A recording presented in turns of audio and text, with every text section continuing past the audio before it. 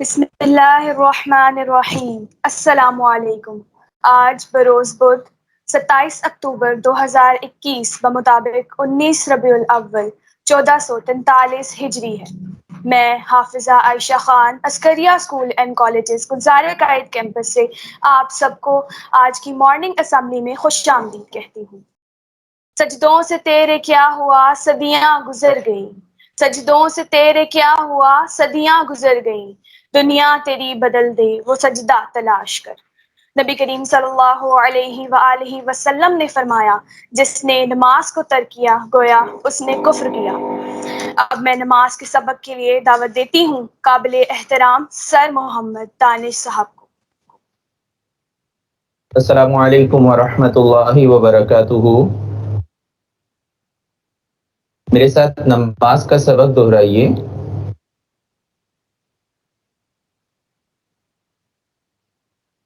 سبحانک اللہم،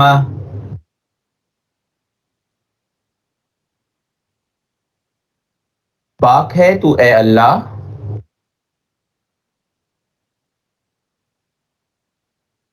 وبحمدک،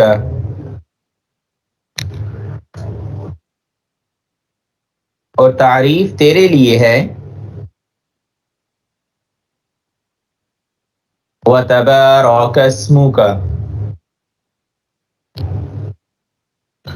اور برکت والا ہے نام تیرا، وتعالی جدک، اور بلند ہے بزرگی تیری، ولا الہ غیرک، اور نہیں ہے کوئی معبود تیرے سوا، اعوذ باللہ من الشیطان الرجیم، میں اللہ کی پناہ لیتا ہوں شیطان مردود سے بچنے کے لیے۔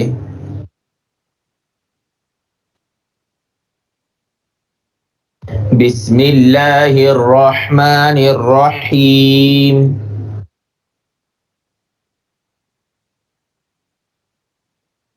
شروع کرتا ہوں اللہ کے نام کے ساتھ جو بخشنے والا مہربان ہے۔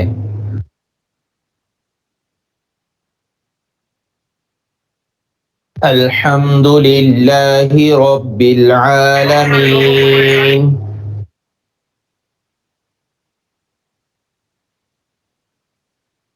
تمام تعریف اللہ کے لیے ہے جو تمام جہانوں کا پالنے والا ہے۔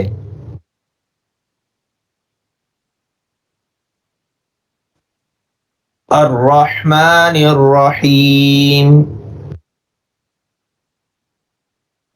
بخشنے والا مہربان ہے۔ مالک یوم الدین، قیامت کے دن کا مالک ہے۔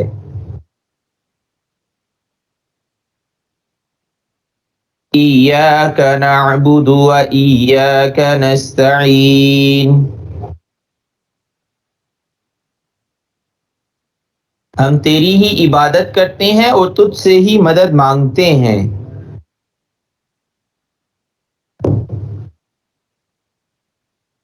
اہدنا الصراط المستقیم،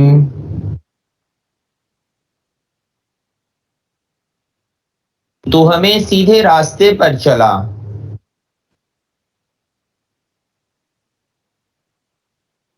صراط الذین انعمت علیہم،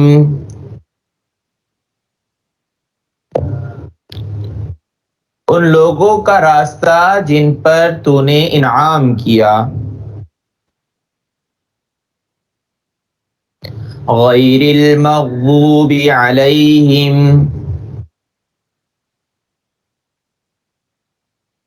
نہ ان لوگوں کا راستہ جن پر تیرا غضب نازل ہوا۔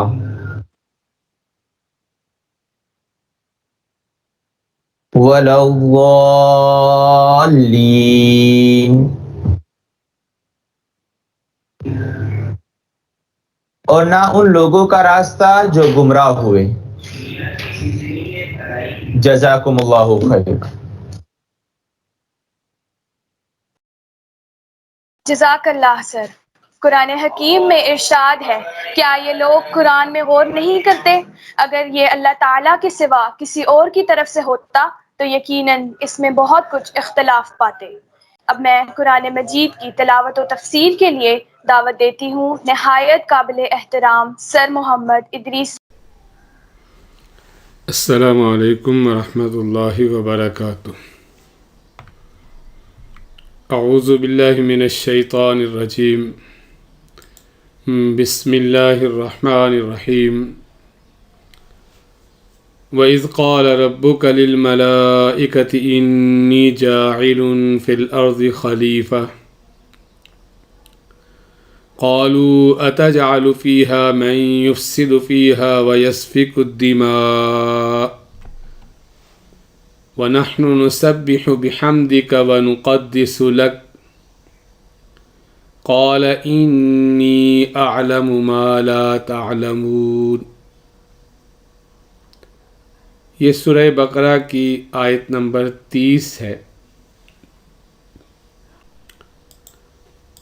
اللہ تبارک و تعالی نے ارشاد فرمایا، وَإِذْ قَالَ رَبُّكَ لِلْمَلَائِكَةِ، واو اور اذ جب، قال کہا، ربک تیرے رب نے، للملائکہ فرشتوں سے، انی بے شک میں، جاعل بنانے والا ہوں، فی الارض زمین میں، خلیفہ نائب۔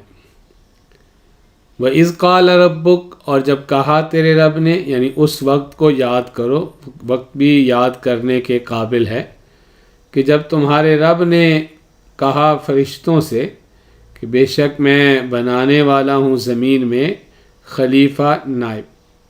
قالو وہ بولے، اتجعل کیا آپ بنائیں گے، فیہا اس میں، من یفسد جو فساد کرے گا، فیہا اس میں، ویسفک الدماء اور بہائے گا خون، وَنَحْنُ واو اور نحن ہم، نسبح تسبیح کرتے ہیں، بحمدک ساتھ آپ کی حمد کے، واو اور نقدس ہم پاکیزگی بیان کرتے ہیں، لکا آپ کے لیے۔ قال اللہ تبارک و تعالی نے ارشاد فرمایا، انی بے شک میں، اعلم جانتا ہوں، ما لا تعلمون جو تم نہیں جانتے۔ اس سے پہلے ہم 29 آیات پڑھ چکے ہیں، اور آپ کو یاد ہوگا کہ پہلی 5 آیات میں متقین کی صفات بیان ہوئی تھیں، اور اس کے بعد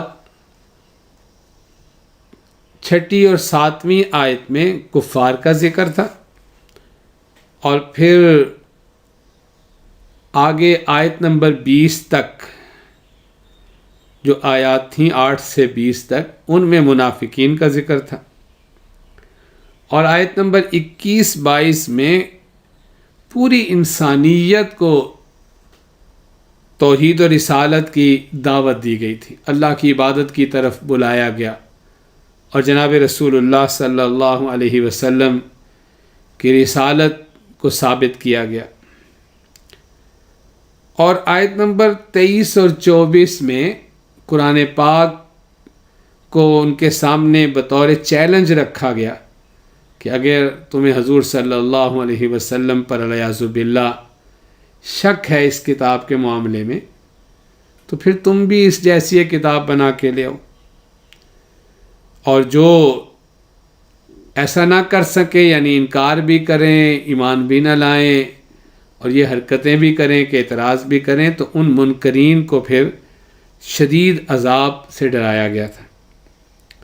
اور آیت نمبر 25 میں اس کے برعکس جو ایمان لے آئیں اہل ایمان کو بشارت سنائی گئی تھی، اور پھر 26 اور 27 نمبر آیات میں وہ منکرین اسلام کی جو اعتراضات تھے قرآن کی مثالوں پر ان کا جواب دیا گیا، اور 28 اور 29 یعنی اس سے پہلے آخری سبق میں ہم نے جو 2 آیات پڑھی تھیں، ان میں انسان کو اپنی پیدائش، تخلیق انسانی اور کی طرف بھی توجہ دلائی گئی کہ تم نہیں تھے، پھر ہم نے تمہیں پیدا کیا، پھر اللہ تعالیٰ دوبارہ تمہیں موت دے گا، وہ پھر دوبارہ زندہ کرے گا، اور اسی طرح انسان کے سامنے زمین و آسمان کی پیدائش کا مرحلہ اور وہ چیزیں، وہ نعمت اللہ کی، وہ انسان کے سامنے رکھی گئی، اسے یاد دلایا گیا کہ ادھر غور کرو، یہ سارا کچھ اللہ نے تمہارے لیے پیدا کیا۔ دیکھیں، جو نعمتیں ہوتی ہیں وہ 2 طرح کی ہوتی ہیں۔ ایک نعمتیں سوری ہوتی ہیں، یعنی نظر آتی ہیں، یہ زمین، آسمان، یہ کھانا پینا، رہائش، خود انسان کی اپنی تخلیق، جسم۔ اور ایک نعمتیں معنوی ہوتی ہیں، جیسے کسی کا مقام، مرتبہ، علم۔ تو یہاں اب جو آج پہلی آیت آئی ہے، اور یہ آگے مزید آیت نمبر 39 تک، یعنی 30 نمبر سے لے کے 39 تک یہ آدم علیہ السلام کا واقعہ چلے گا، تو گویا اب انسان کو معنوی نعمت کی طرف توجہ دلائی جا رہی ہے کہ ہم نے تمہارے باپ کو علم سے نوازا، مسجود ملائکہ بنایا، اور تم پہ یہ احسان کیا کہ ہم نے تمہیں ان کی اولاد بنا دیا۔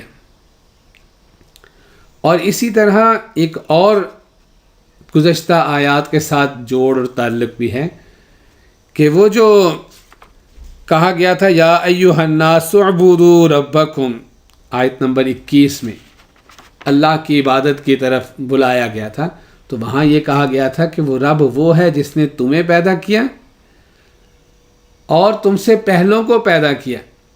تو پہلوں میں سب سے پہلے تمہارے باپ، اب ان کا تعارف کرایا جا رہا ہے کہ وہ آدم علیہ السلام کو پیدا کیا تھا۔ ذرا اس معاملے پہ غور کرو کہ اس مرحلے پہ کیا کیا چیزیں پیش آئی تھیں، کیسے ہم نے انہیں عظمت سے نوازا۔ تو یہاں اللہ تعالیٰ نے فرمایا کہ اس وقت کو یاد کرو جب تمہارے رب نے فرشتوں سے کہا کہ میں زمین میں خلیفہ بنانے والا ہوں، تو انہوں نے عرض کیا کیا آپ ایسوں کو پیدا کریں گے جو زمین میں فساد کریں گے، خون بہائیں گے؟ یہ کوئی اعتراض نہیں تھا ان کی طرف سے، یہ ایک سوال، یعنی ایک چیز پوچھنا چاہ رہے تھے کہ یہ جو ہے جس مخلوق کو پیدا کیا جا رہا ہے، جب اس کے لیے آپ فرما رہے ہیں کہ خلیفہ ہوگا، تو خلیفہ کے لفظ سے ہی مفسرین کا خیال ہے کہ انہیں احساس ہوا کہ خلیفہ تو اسے اختیارات کچھ نہ کچھ دیے جاتے ہیں، تو جب اختیارات ہوتے ہیں تو پھر اس میں اونچ نیچ بھی ہوتی ہے، پھر کسی کے ساتھ نرمی اور کسی کے ساتھ سختی بھی ہوگی، اور دوسرے اختیارات دے کے کسی کو کسی جگہ بڑا بنانا، متعین کرنا کام کے لیے، وہ بھی اس لیے ہوتا ہے کہ وہاں کوئی مسئلے کو کنٹرول کرنا ہے۔ اس کا مطلب یہ ہے کہ دوسرے لوگ کوئی گڑبڑ بھی کر رہے ہوں گے، تو انہوں نے اسی سے اندازہ لگایا کہ یہ فساد بھی کریں گے اور یہ خون بھی بہائیں گے۔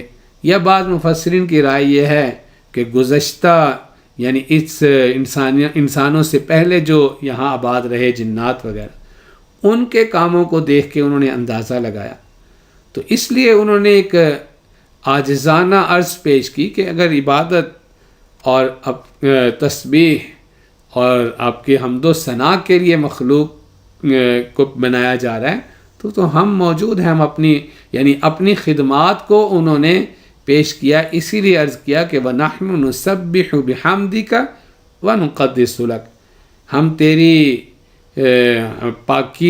پاکی بیان کرتے ہیں تیری تعریف کے ساتھ، اور تیری پاکیزگی کا اقرار کرتے ہیں۔ اس کو بھی ذرا سمجھنا چاہیے، اور وہ یہ کہ اس کو 2 طرح سے مفسرین نے سمجھایا ہے۔ وہ کہتے ہیں نُسَبِّحُ بِحَمْدِكَ، اس میں تو اصل میں تسبیح میں ہوتا یہ ہے کہ ہر بری چیز جو اس ذات کے شایان شان نہیں ہے اس کی نفی کرنا. تو وہ کہتے ہیں نسبح بحمدک میں ایک معنی تو یہ ہے کہ ہم آپ کی ایسی حمد کرتے ہیں کہ ہر اس چیز کی آپ سے نفی کر رہے ہیں جو آپ کی شایان شان نہیں. اور نقدس لک میں ہم یہ عرض کر رہے ہیں کہ ہم نے اپنے آپ کو خالص آپ کے لیے کر لیا ہے. اور ایک اس طرح بھی سمجھایا مفسرین نے کہ وہ کہتے ہیں نسبح بحمدک میں اللہ کے لیے ساری ایسی صفات جو اس کی شایان شان ہے ان کا اقرار ہے، اور نقدس لک میں ان ساری چیزوں کی نفی اللہ سے کی جا رہی ہے جو اللہ کی شایان شان نہیں ہے. اور یہاں جو یہ فرمایا گیا کہ وہ فرشتے کہتے ہیں ہم آپ کی حمد و ثنا تسبیح کرتے ہیں نسبح بحمدک، اسی کے ضمن میں ایک اور چیز بھی یاد رکھنی چاہیے کہ جناب رسول اللہ صلی اللہ علیہ وسلم سے ایک مسلم میں ایک روایت آتی ہے کہ آپ سے پوچھا گیا کہ کون سا کلام، یعنی کوئی چیز پڑھی جائے تو کون سا کلام سب سے افضل ہے، تو آپ نے فرمایا کہ وہ جو اللہ نے فرشتوں کے لیے چن لیا، اور پھر آپ نے بتایا کہ وہ ہے سبحان اللہ و بحمدی. اسی طرح ایک روایت میں آپ نے یہ بھی بتایا کہ دو کلمے بڑے ایسے ہیں زبان کے لیے بڑے ہلکے ہیں، یعنی بہت آسانی سے ادا ہو جاتے ہیں، لیکن اللہ کے ہاں میزان میں ترازو میں ان کا بہت وزن ہے. یہ بخاری شریف کے جہاں کتاب ختم ہوتی ہے بالکل آخری روایت جہاں آئی ہے تو اس روایت میں یہی بات حضور صلی اللہ علیہ وسلم سے نقل کی گئی ہے کہ آپ نے فرمایا دو کلمے ایسے ہیں خفیفتان علی اللسان، زبان پہ بڑے ہلکے یعنی پڑھنے میں بہت آسانی، اور اللہ کے ہاں ثقیلتان فی المیزان، میزان میں ترازو میں ان کا بہت زیادہ وزن ہے. اور آپ نے بتایا وہ ہیں سبحان اللہ و بحمدہ سبحان اللہ العظیم. تو یہ فرشتوں کی حمد و ثنا کے کلمات ہیں، انہیں یاد کرنا چاہیے اور انہیں پڑھنے کی عادت ڈالنی چاہیے. اور خاص طور پہ اگر کوئی رزق کا معاملہ پیش آ جائے تو ان کو صبح و شام 100 مرتبہ فجر کے بعد اور عصر کے بعد پڑھنا چاہیے. تو یہاں ایک اور چیز بھی عرض کر دیں آپ سے کہ جو بظاہر فرشتوں کے سامنے جو چیز رکھی گئی ایسے لگ رہا ہے جیسے ان سے مشورہ کیا جا رہا ہو، ایسا نہیں ہے. اس لیے کہ مشورہ تو وہ طلب کرتا ہے کسی سے جس کو کسی کی چیز کے خفیہ، کسی چیز کے نقصانات اور فوائد کا پوری طرح علم نہ ہو. اور اللہ کی ذات وہ تو خالق کائنات ہے، وہ علام الغیوب ہے، وہ تو ہر چیز کو اس نے خود پیدا کیا ہے اور سب چیزوں کی ظاہر اور باطن سب سے وہ جاننے والا ہے، سب سے باخبر ہے. تو اس کو تو کسی کے مشورے کی ضرورت نہیں تھی. اب یہ کیوں ان کے سامنے رکھا گیا؟ تو دو باتیں مفسرین نے سمجھائی ہیں. وہ کہتے ہیں ایک یہ کہ ان کے سامنے حضرت آدم علیہ السلام کی عظمت کا اظہار تھا، اور دوسری بات ایک وہ انہوں نے ہمیں سمجھائی ہے مفسرین نے، وہ کہتے ہیں کہ اس کے ذریعے انسانوں کو مشورہ کرنا سکھایا گیا ہے. وہ کہتے ہیں ایسے ہی ہے جیسے قرآن پاک میں حضور صلی اللہ علیہ وسلم سے کہا گیا کہ آپ صحابہ سے مشورہ کیا کریں، حالانکہ حضور صلی اللہ علیہ وسلم کو کسی سے مشورے کی کیا ضرورت تھی؟ آپ کے پاس تو وحی آتی تھی، اور آپ کو جو بھی معاملہ پیش آیا اللہ تعالیٰ اس معاملے میں آپ کی بذریعہ وحی رہنمائی کر سکتے تھے. لیکن یہ جو آپ صلی اللہ علیہ وسلم سے بھی کہا گیا کہ آپ مشورہ کیا کریں، یہ اصل میں امت کو سکھایا گیا تھا، تعلیم دی جا رہی تھی کہ اپنے آپس کے معاملات میں مشاورت کرنی چاہیے، اس سے انسان کو فائدہ ہوتا ہے. تو وہ کہتے ہیں یہاں بھی انسان کو تعلیم دی گئی ہے اصل میں کہ یہ دیکھو اس طرح مشورہ کرنا چاہیے. تو اللہ کہتے ہیں حالانکہ یہ مشورہ نہیں کیا جا رہا، میں نے پہلے اس بات کی وضاحت کر دی کہ اللہ تبارک و تعالیٰ کو کسی مشورے کی ضرورت نہیں ہے، وہ تو علام الغیوب ہے، وہ تو ہر چیز سے باخبر ہے، اور اس کے اب سب چیزیں مخلوق ہیں، وہ جو چاہے فیصلہ کر دے. تو یہاں اس نے مشورہ نہیں کیا ہے، لیکن جو شکل بنائی گئی ہے اس سے انسانوں کی یہ رہنمائی ہو رہی ہے کہ انسان کو آپس میں مشورہ کرنا چاہیے. اور پھر انہوں نے اللہ نے فرمایا ان کے اس جواب بات پہ، جب انہوں نے کہا فرشتوں نے کہ ہم آپ کی تسبیح کرتے ہیں، حمد کرتے ہیں اور آپ کی پاکیزگی کا اقرار کرتے ہیں، تو اللہ نے فرمایا انی اعلم ما لا تعلمون، یعنی وہ حکمتیں جو اس مخلوق کو پیدا کرنے میں ہیں وہ میں جانتا ہوں، جو کچھ میں جانتا ہوں وہ تم نہیں جانتے ہو۔ اور ان میں سے پھر ایک چیز کا اظہار اگلی آیات میں آ رہا ہے کہ وہ علم ہے کہ اس نے ان کو علم حاصل کرنے کی صلاحیت دی گئی ہے۔ حضرت آدم علیہ السلام کی اس صفت کے ذریعے فرشتوں پر ان کی عظمت کو آئندہ آیات میں ظاہر فرمایا گیا ہے۔ اللہ تعالیٰ ہم سب کو سمجھنے کی اور عمل کرنے کی توفیق عنایت فرمائے۔ السلام علیکم ورحمۃ اللہ وبرکاتہ۔ جزاک اللہ سر۔ وہ عرش کا چراغ ہے، میں ان کے قدموں کی دھول ہوں۔ وہ عرش کا چراغ ہے، میں ان کے قدموں کی دھول ہوں۔ اے زندگی گواہ رہنا، میں بھی غلام رسول ہوں۔ قرآن مجید میں ارشاد ہے، ہم نے آپ صلی اللہ علیہ وآلہ وسلم کا ذکر بلند کر دیا۔ اب میں نبی کریم صلی اللہ علیہ وآلہ وسلم کی شان میں گلدستہ عقیدت نعت کی صورت میں پیش کرنے کے لیے دعوت دیتی ہوں مناہل نور کو۔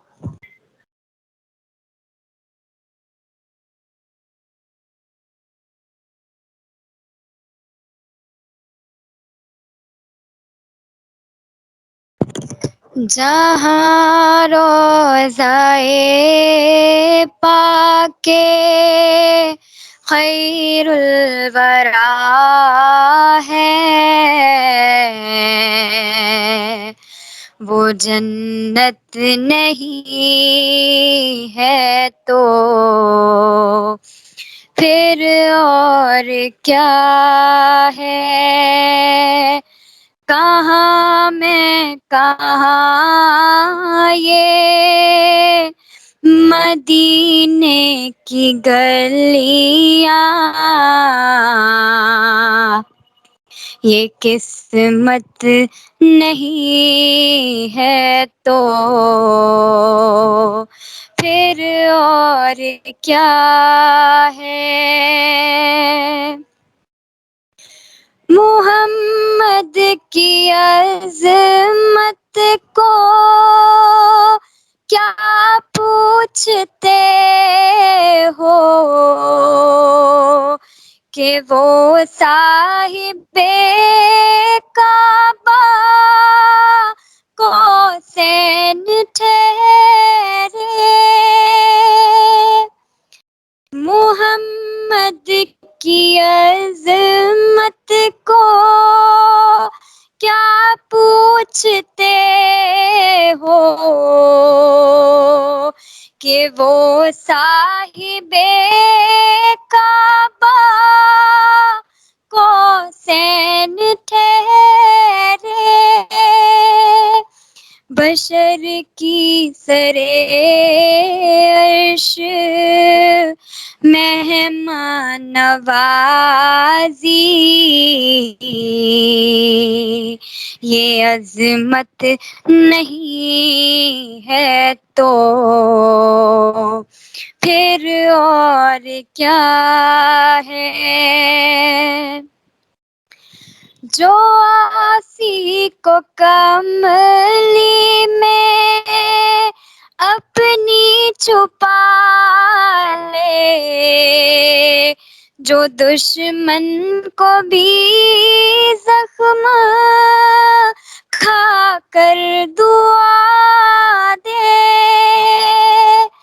اسے اور کیا نام دے گا زمانہ؟ یہ رحمت نہیں ہے تو پھر اور کیا ہے؟ جہاں روضائے پاک کے خیر الورا ہے، وہ جنت نہیں ہے تو پھر اور کیا ہے؟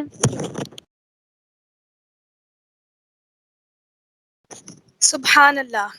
آج کے پیغام کے لیے اب میں دعوت دیتی ہوں رضا زینب کو.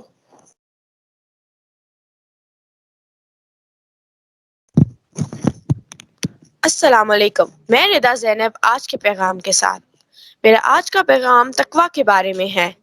تقوی کا مطلب ہے پرہیزگاری، نیکی اور ہدایت کی راہ. تقوی دل کی اس کیفیت کا نام ہے جس کے حاصل ہو جانے کے بعد دل کو گناہوں سے جھجک معلوم ہونے لگتی ہے اور نیک کاموں کی طرف اس کو بے تہانہ طلب ہوتی ہے. خدا کو تقوی بہت پسند ہے. ذات پات یا قومیت وغیرہ کی تو اس کی نگاہ میں کوئی اہمیت ہی نہیں ہے. ارشاد باری تعالیٰ ہے، خدا کے حضور میں سب سے قابل عزت و احترام والا وہ شخص ہے جو سب سے زیادہ متقی ہے. بزرگان دین کا وصف اولین تقوی رہا ہے. قرآن پاک متقی لوگوں کی ہدایت کے لیے ہے. افعال و اقوال کے عواقب پر غور و خوض کرنا تقوی کو فروغ دیتا ہے. تقوی کردار کا ایک ایسا وصف ہے، اگر یہ حاصل ہو جائے تو تمام تر زندگی درست ہو جائے گی. تقوی گناہوں سے بچنے کا نام ہے، مثلاً نظر کو غلط دیکھنے سے بچانا، کانوں کو غلط باتیں سننے سے بچانا وغیرہ تقوی کو حاصل کرنے کا طریقہ ہے. اللہ تعالی ہم سب کو تقوی اختیار کرنے کی توفیق عطا کرے. شکریہ.